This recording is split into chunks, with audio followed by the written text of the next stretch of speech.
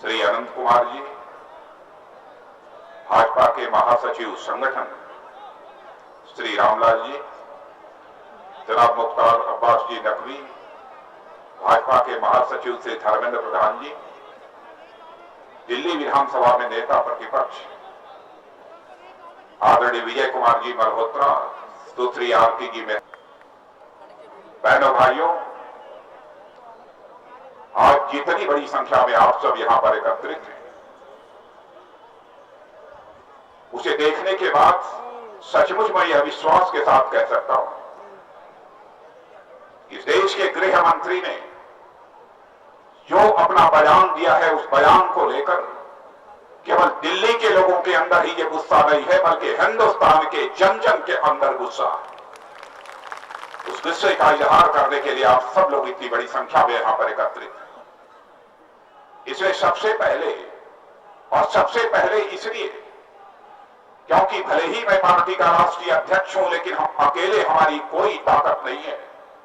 हमारी हो अथवा पार्टी की ताकत यदि है तो हिंदुस्तान का हमारा भारतीय जनता पार्टी का कार्यकर्ता और भारतीय जनता पार्टी का समर्थक और शुभचिंतक ही हमारी ताकत है।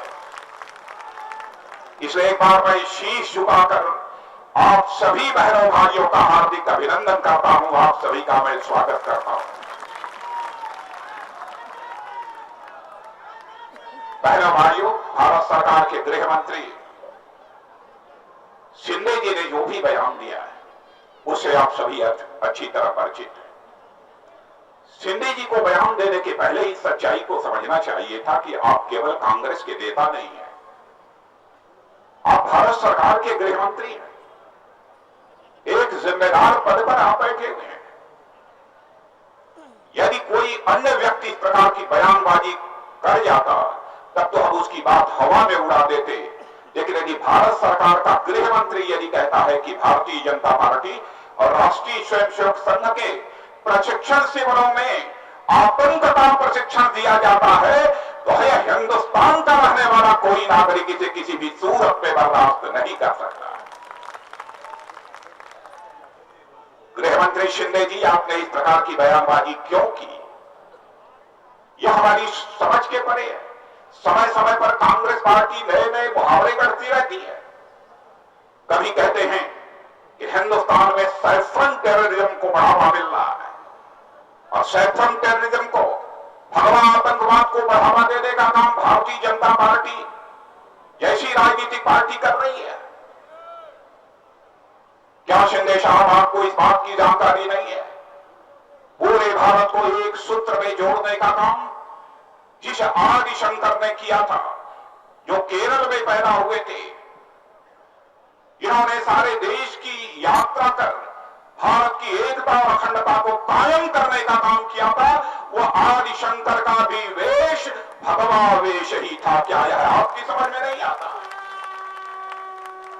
स्वामी विवेकानंद, जिन्होंने पहली बार भारत के सनातन धर्म की विजय पताका सारे विश्व में फहराने का काम किया, उस स्वामी विवेकानंद का भी यदि वेश यदि कोई था, तो उनका भी वेश यही भगवा था। आर्य समाज के संस्थापक स्वामी दयानंद सरस्वती, क्या उनको नहीं जानते? उनका भी वेश भगवा था। आज महाकुंभ हो रहा है, जाकर कोई प्रयाग देखे, सारे भगवाधारी ही वहां पर हमें दिखाई देते हैं। क्या सारे आतंकवादियों का जमावड़ा प्रयाग में लगा हुआ है? कैसे आपकी पार्टी और आप इस प्रकार की फिजूल बयानबाजी करते रहते हैं? यह हमारी समझ के परे है। कभी भगवा आतंकवाद की बात की जाती है आप लोगों के द्वारा, कभी हिंदू आतंकवाद की बात की जाती है।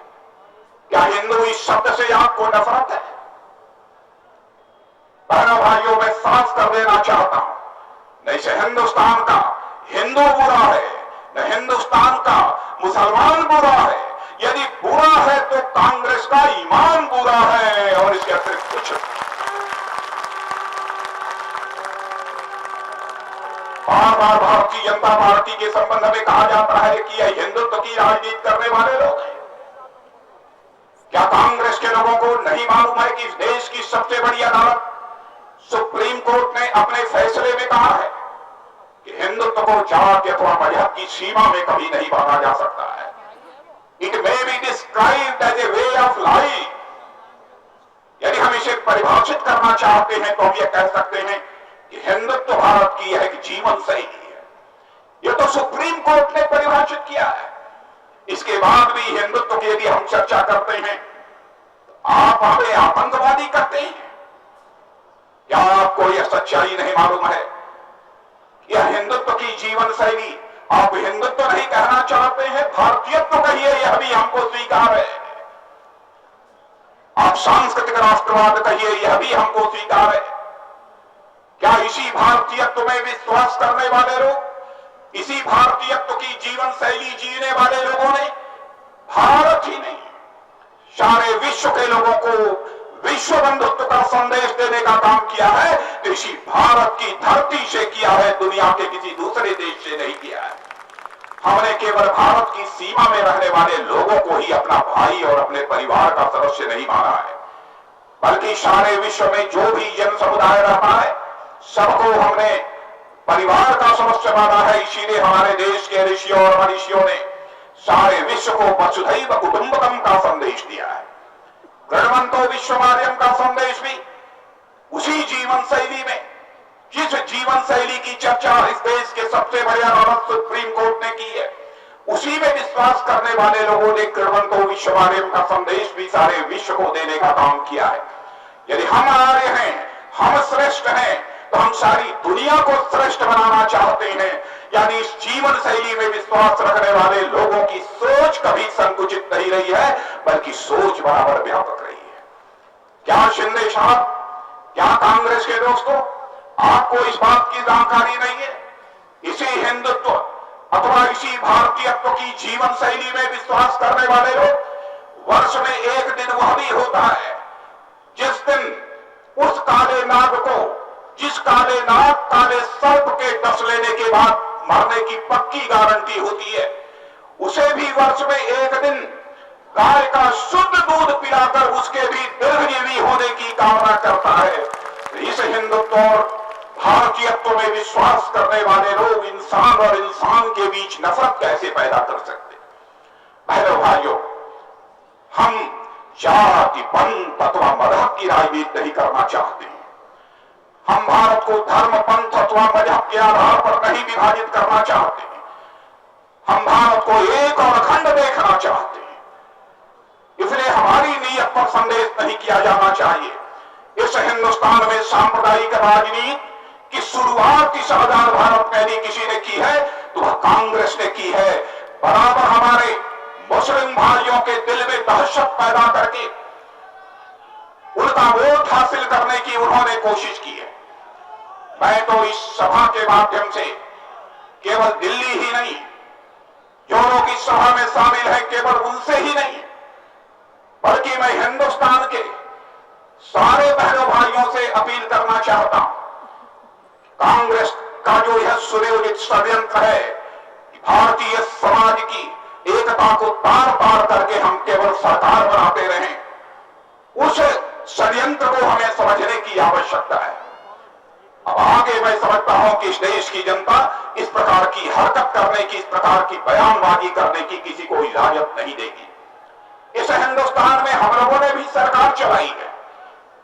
आप सभी जानते हैं 6 वर्षों तक हम लोगों की भी सरकार रही है। भारत माता के सपूत पंडित अटल बिहारी वाजपेयी भारत के प्रधानमंत्री रहे हैं। कौन हिंदू, कौन मुसलमान, कौन ईसाई ये कह सकता है? अटल बिहारी वाजपेयी ने भाजपा के नेतृत्व में एनडीए सरकार चलाई है। उन्होंने जाति पंथ अथवा मजहब के आधार पर कोई भेदभाव किया है। क्या कांग्रेस के दोस्तों तुम्हें नहीं मालूम है? यही हम लोगों की सरकार महंगाई पर लगातार 6 वर्षों तक नियंत्रण रखने में पूरी सफलता हासिल की थी। लेकिन जब जब आपकी हुकूमत आती है, महंगाई तेजी के साथ बढ़ने लगती है। विकास दर को 8.4% तक हमने पहुंचाने का काम किया था। आज की विकास दर आज 5% के आसपास दम तोड़ रही है। क्या कांग्रेस के दोस्तों आपको यह नहीं मालूम है? जिस समय हम लोगों की सरकार थी, भारत माता के सपूत अटल बिहारी वाजपेयी भारत के प्रधानमंत्री थे, तो भारत का ही नहीं, दुनिया का अर्थशास्त्री यह कहने को मजबूर हो गया था, यदि हिंदुस्तान में भाजपा के नेतृत्व में यदि एनडीए की ऐसे ही सरकार चलती रही तो वह दिन दूर नहीं है कि 2020 आते आते भारत दुनिया का सबसे धनवान देश बन जाएगा, दुनिया का सबसे ताकतवर देश बन जाएगा। आज जहां उस समय हमारी यहां केंद्र में सरकार थी, आज हिंदुस्तान के कई राज्यों में भी हमारी सरकारें चल रही हैं।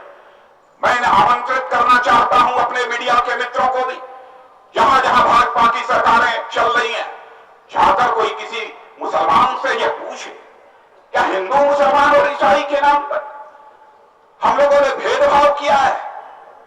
बहनों भाइयों, भारत माता की गोद से जो भी पैदा हुआ है, चाहे हिंदू हो, मुसलमान हो, ईसाई हो, सभी एक दूसरे के भाई भाई हैं, सभी एक ही परिवार के सदस्य हैं। यही संदेश हर भारतीय जनता पार्टी को, कार्यकर्ता को हिंदुस्तान के कोने कोने तक पहुंचाना है। और मैं विजय गोयल जी आपसे भी कहना चाहूंगा, दिल्ली का कार्यकर्ता यदि जाए, यदि हिंदू बस्तियों में जाता है सेवा कार्य के लिए, मुस्लिम बस्तियों में भी जाना चाहिए और ईसाई बस्तियों में भी जाना चाहिए। जोड़ दो पूरे भारत को। 120 करोड़ की जनसंख्या हमारी भारत की है बहनों भाइयों। इस 120 करोड़ की जनसंख्या का सबसे अधिक शोषण इस आधार भारत में नहीं किसी ने किया है। कांग्रेस पार्टी ने किया है, आर्थिक शोषण भी किया है, जज्बाती शोषण भी किया है, आपकी जज्बात के साथ खिलवाड़ किया है। अरे कांग्रेस के दोस्तों, हिंदुस्तान की जनता यह खिलौना नहीं है। हिंदुस्तान की जनता हिंदुस्तान के गौरव के लिए अपना बलिदान देने वाली जनता है। जानते हो चंद्रशेखर आजाद, सरदार भगत सिंह और खुदीराम बोस का इतिहास, कि वह चंद्रशेखर आजाद 26 साल की जवानी थी, कैसी स्वाभिमान की भावना थी। अपने रिवाल्वर की गोलियों से अंग्रेज दुश्मनों को भूनते भूनते जब रिवाल्वर में अंतिम गोली शेष बची थी, स्वाभिमानी आजाद को यह चिंता सताने लगी थी, कहीं विदेशियों के रिवाल्वर की विदेशी गोली हमारे जिस्म में प्रवेश कर हमारे जिस्म को, हमारे शरीर को नापाक न कर दे। इसलिए स्वाभिमानी चंद्रशेखर आजाद ने अपने ही रिवाल्वर की अंतिम गोली अपने सीने में दाग लिया था, तब जाकर भारत आजाद हुआ है। ऐसे भारत के नौजवानों की नीयत और ईमान को समझो। भारत के नौजवानों को भी केवल एक वोट मत मानो, भारत के जवानों को भी वोट बैंक मत समझो। हिंदू मुसलमान की बात भूल नहीं सकते हम भारतीय जनता पार्टी के लोग। उस अशफाकुल्लाह खां को 21 साल की जवानी, मां कहती थी बेटा तू जवान हो गया है, शादी कर ले। बहुला मैं बूढ़ी हो गई हूं, मेरी देखभाल करेगी, मेरी परवरिश करेगी। लेकिन अशफाकुल्लाह के दिल में तो आजादी हासिल करने की दीवानगी थी। मुस्कुराकर मां के हाथ को डाल देता था। अंग्रेजों की हत्या करने के मामले में जब अशफाकुल्लाह को फांसी की सजा हो गई,